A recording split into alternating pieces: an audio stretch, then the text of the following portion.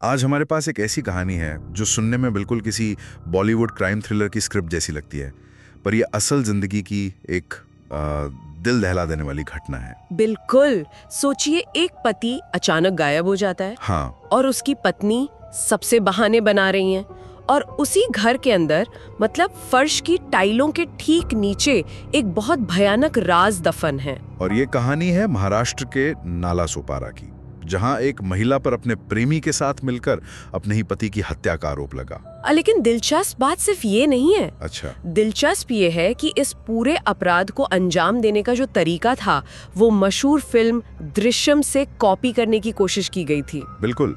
तो चलिए आज इस मामले की परतों को खोलते हैं और ये समझने की कोशिश करते हैं कि हकीकत फिक्शन से कितनी ज्यादा अजीब और भयानक हो सकती है। और यहाँ सबसे बड़ा सवाल यही उठता है कि ये मामला सिर्फ एक अपराध की कहानी नहीं है।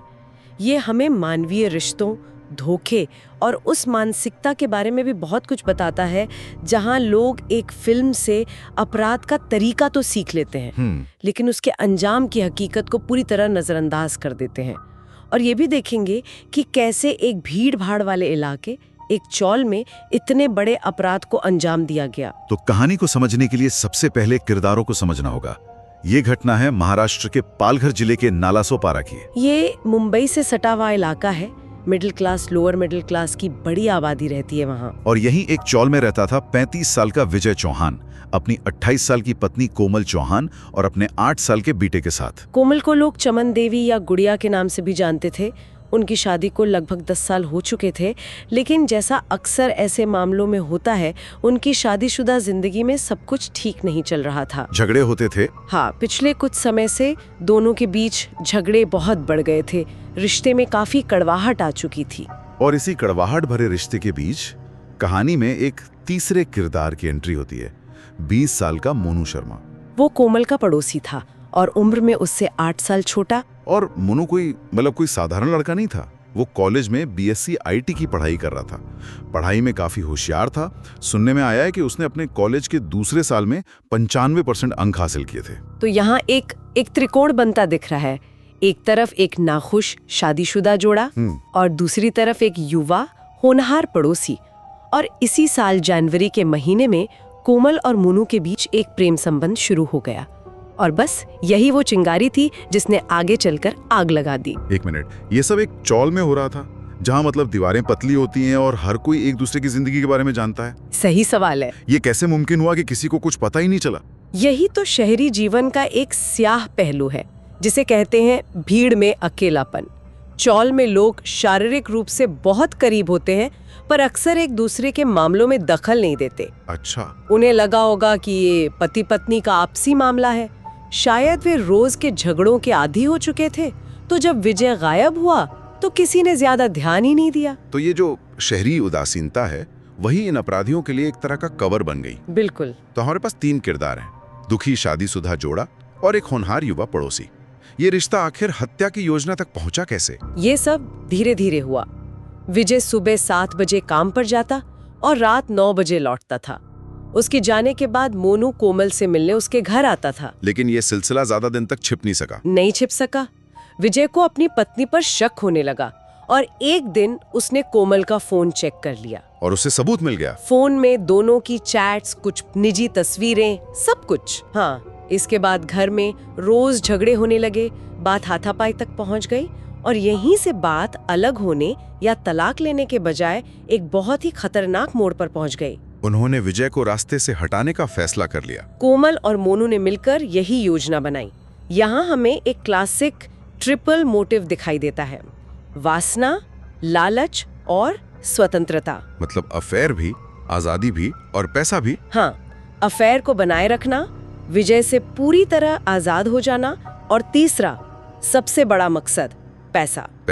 जानकारी के मुताबिक विजय को हाल ही में एक इंश्योरेंस पॉलिसी से 7 लाख रुपए मिले थे। अच्छा। और कोमल और मोनू की नजर उन पैसों पर थी ताकि वे एक नई जिंदगी शुरू कर सकें।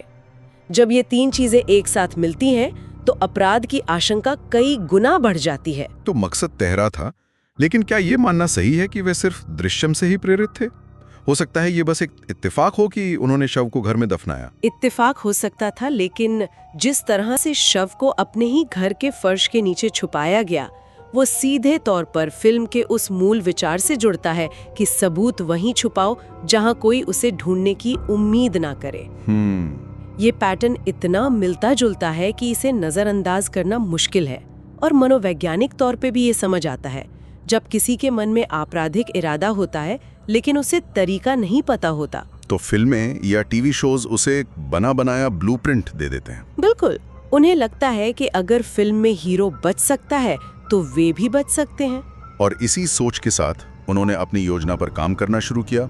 लगभग 5 या 6 जुलाई को विजय की हत्या कर दी गई। पुलिस का मानना ये है कि ये काम किसी एक व्यक्ति का नहीं हो सकता था, क्योंकि विजय शारीरिक रूप से 20 साल के मोनू से ज्यादा मजबूत था। तो पुलिस की थ्योरी क्या है? उनकी थियरी ये है कि शायद कोमल ने विजय को रात के खाने में नींद की गोलियां मिलाकर दी। अच्छा।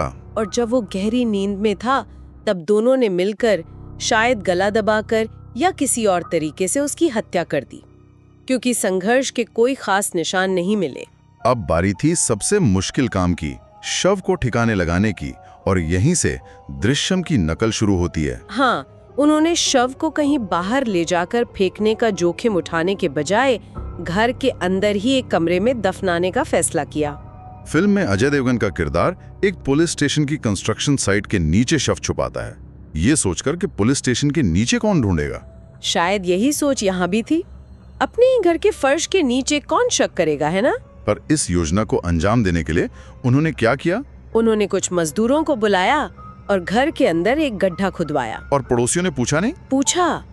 जब पड़ोसियों ने खुदाई की आवाज सुनकर पूछा, तो कोमल ने बड़ी चालाकी से बहाना बनाया कि बाथरूम में ब्लॉकेज की गंभीर समस्या है, इसलिए पाइपलाइन के लिए खुदाई हो रही है। और सबने मान लिया? हाँ। गड्ढा खोदने के बाद उन्होंने मजदूरों को पैसे देके भेज दिया, और फिर दोनों ने मिलकर विजय के शव को प्लास्टिक में लपेटकर उसमें दफना दिया। यहाँ तक उनका प्लान फिल्म की तरह ही चल रहा था। लेकिन इसके बाद उन्होंने एक बहुत बड़ी, मतलब बहुत ही मूर्खतापूर्ण गलती कर दी।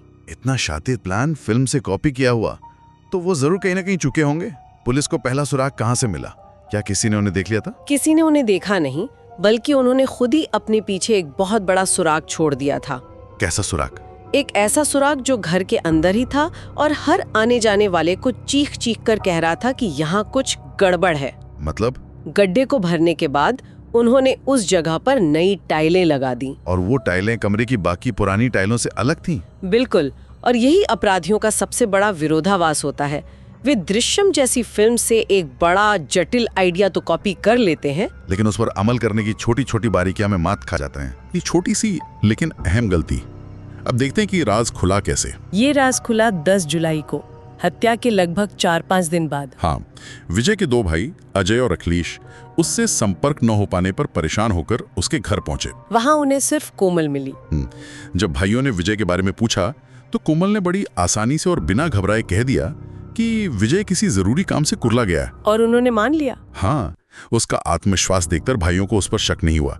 आखिर वो उनकी भाभी थी, वो अपने पति के बारे में झूठ क्यों बोलेगी? वे वापस चले गए। लेकिन 1 हफ्ता और बीत गया और विजय से कोई संपर्क नहीं हुआ।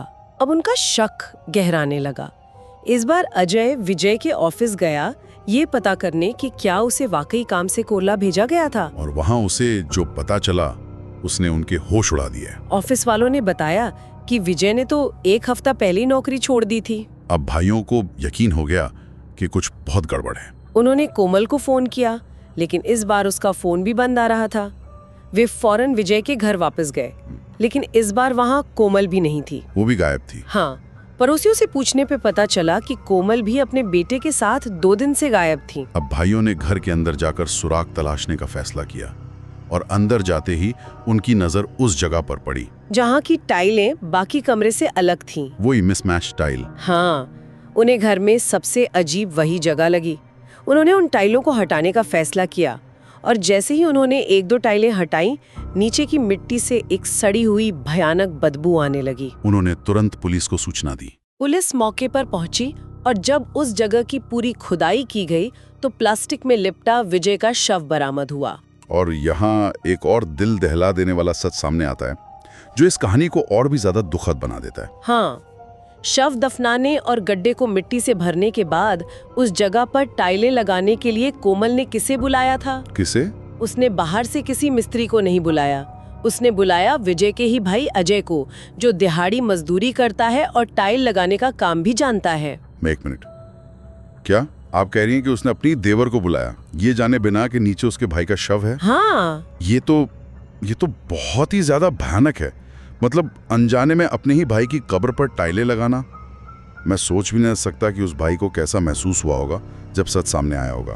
बिल्कुल। कोमल ने शायद पैसे बचाने के लिए या पड़ोसियों का शक दूर करने के लिए ऐसा किया होगा, लेकिन अजय ने अपनी भाभी की मदद ये जाने बिना की कि वह अनजाने में अपने ही भाई के शव को छुपाने में हत्यारों की मदद कर रहा है। तो अब शव मिल चुका था और शक सीधा कोमल और उसके पड़ोसी मोनू पर था, जो उसी समय से गायब थे। हाँ, पुलिस के लिए मामला अब साफ था। शव मिलने के अगले ही दिन 20 जुलाई को पुलिस ने टेक्निकल सर्वेलेंस की मदद से कोमल और मोनू को पुणे से गिरफ्तार कर लिया। वे दोनों साथ में भागे थे? हाँ, कोमल का 8 साल का बेटा भी उनके साथ था। और वे विजय का फोन भी साथ ले गए थे? बिल्कुल। उनका प्लान था कि ओटीपी के जरिए उसके बैंक खाते से वो 7 लाख रुपए निकाल लेंगे, लेकिन वे पैसे निकाल पाते उससे पहले ही पकड़े गए। गिरफ्तारी के बाद जब पूछताछ शुरू हुई तो एक और अजीब बात सामने आई। हाँ, दोनों एक दूसरे पर इल्जाम लगाने के बजाय एक दूसरे को बचाने की कोशिश करने लगे, जैसे किसी फिल्म का क्लाइमैक्स चल रहा हो। ये बहुत ही अजीब है। कोमल ने पुलिस से कहा कि विजय उसे मारता पीटता था, इसलिए उसने अकेले ही पति को खाने में जहर देकर मारा और इसमें मोनू का कोई हाथ नहीं है। वो निर्दोष है, ये कहा उसने। हाँ। और वहीं दूसरी तरफ मोनू ने एक अलग ही कहानी बताई। उसने कहा कि वो एक दिन गलत समय पर कोमल से मिलने चला गया था, जब विजय घर पर था। दोनों में झगड़ा हुआ और उसने गुस्से में अकेले ही विजय की गला दबाकर हत्या कर दी। उसने ये भी कहा कि वो कोमल से बहुत प्यार करता है और सारी सजा सिर्फ उसे मिलनी चाहिए, कोमल को नहीं। पुलिस को जाहिर तौर पर उनके इन बयानों पर बिल्कुल भी यकीन नहीं हुआ। नहीं, उनकी थ्योरी वही है कि पहले विजय को नींद की गोलियां दी गईं और फिर दोनों ने मिलकर हत्या को अंजाम दिया।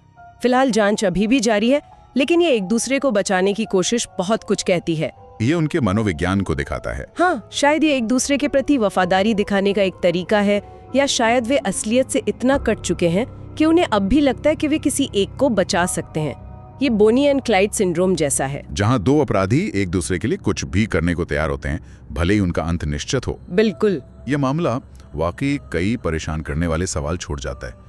कोमल और मोनू का एक दूसरे को बचाने की ये अजीब कोशिश, विजय के अपने भाई का अनजाने में इस अपराध का हिस्सा बन जाना और एक फिल्म से प्रेरित होकर इतनी बड़ी गलती कर बैठना। और ये हमें उस बड़े सवाल पर सोचने के लिए मजबूर करता है कि क्या वाकई फिल्में या मीडिया लोगों को अपराध करने के लिए प्रेरित करते हैं? क्या है इसका जवाब? शायद इसका सीधा जवाब हाँ या नहीं में नहीं है। सही बात यह है कि फिल्में उन लोगों के लिए एक खतरनाक टूल किट बन जाती हैं जिनके मन में अपराध करने की प्रवृत्ति पहले से ही मौजूद होती है। ये उन्हें तरीका और आत्मविश्वास दोनों दे देती है। बिल्कुल। तो अगली बार जब कोई क्राइम थ्रिलर देखें तो ये सोचने वाली बात होगी कि कल्पना और हकीकत के बीच की रेखा कितनी धुंधली हो सकती है, और ये भी कि सबसे होशियारी से बनाई गई योजना में भी इंसान एक छोटी सी मानवीय गलती कर सकता है जो उसे सलाखों के पीछे पहुंचा देती है। और शायद इस कहानी का सबसे बड़ा सबक यही है। किसी फिल्म से जुर्म की नकल करने में सबसे बड़ी खामी ये है कि फिल्म में पटकथा खत्म हो जाती है, किरदार बच निकलते हैं, लेकिन असल जिंदगी में जहाँ पटकथा खत्म होती है वहाँ अंजाम और सजा की कहानी तो बस शुरू होती है। मेरा भाई है और मेरी भाभी और ये बाजू वाला मोनू शर्मा और ये सर्वेश एक मोबाइल वाला, ये तीनों जन मिलके मेरे भाई को मारे हैं। और मारने के बाद वो तीनों जन इसमें दफना दिए हैं। मैं 20 दिन से अपने भाई को खोज रहा हूँ, मेरा भाई नहीं मिल रहा। मेरी भाभी बोल रही है कि कुर्ला गए टिकान पे काम करने के लिए। आउट हुआ रात को, मैं आया रूम खोजबीन किया मैं तो देखा उसमें 2x2 का 3 टाइल्स लगी थी। तो मैं दिमाग लगाया 2x2 का 6 फुट हो गया लंबाई। तो डाउट हुआ तो मैं अपने भाई को लिवा के आया। मैं एक खुदाई चालू करवाया इधर, तो उसमें खोदे वो लोग, मेरे भाई का गंजी दिख गया। तो मैं बेहोश हो गया तब से मैं रोने लगा।